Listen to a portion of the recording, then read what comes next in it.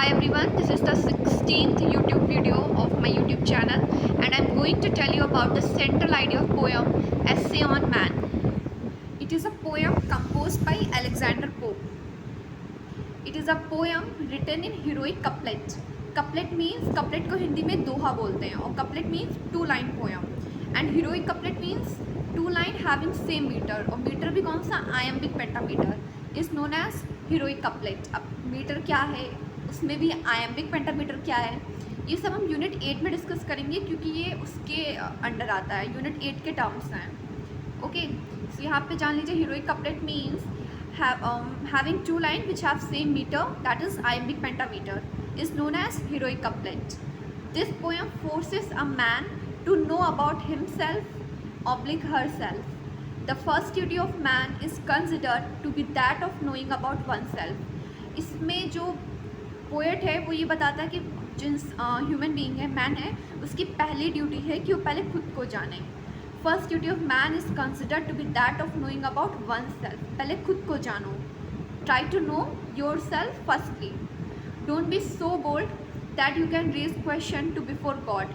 इतने भी बोल्ड का मतलब होता है करेजियस या यहाँ पे कठोर से है, या साहसी. बोल्ड मतलब साहसी. इतने भी साहसी मत बनो कि आप मतलब गॉड से क्वेश्चन कर सको, उनसे पूछो, उनसे क्वेश्चन रेज कर सको.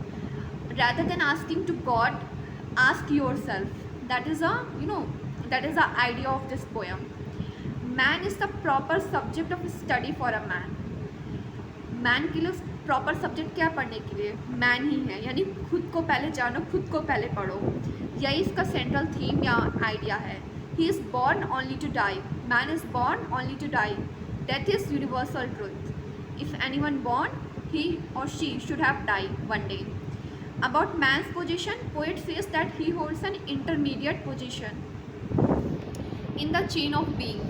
अगर मतलब मैन की बात करें, उससे मैंने बहुत ईजी लैंग्वेज में लिखा, बच्चे से खुद ही समझ सकते हैं. So about man's position, poet says that he holds an intermediate position the chain of being. यानी कि इस दुनिया में जो इंसान की पोजीशन है वो क्या है? इंटरमीडिएट है, बीच में है. He is not upper than God, है ना, और बहुत सारे क्रिएचर से वो लोअर भी नहीं है. So he is an intermediate position. He is a sandwich between animal. He is a sandwich between animal and heavenly world. He is ignorant but calls himself wise. वो खुद को वो कुछ नहीं जानता. इग्नोरेंट मतलब जो कुछ ना जाने, बट फिर भी खुद को वाइज यानी चालाक या होशियार समझता है. In fact it is very difficult to rank a man. Man की रैंक या पोजिशन बताना काफ़ी डिफिकल्ट है. Man is always in a state of a dilemma. Dilemma means दुविधा. जो मैन की स्टेट होती है, यानी कि जो उसकी पोजीशन होती है, उसकी मानसिक रूप से या शारीरिक किसी भी रूप से, मानसिक स्पेशली मानसिक रूप से, तो हमेशा एक दुविधा में रहता है कि क्या सही है क्या गलत है. So man is always in a state of a dilemma. हमेशा वो एक दुविधा में रहता है.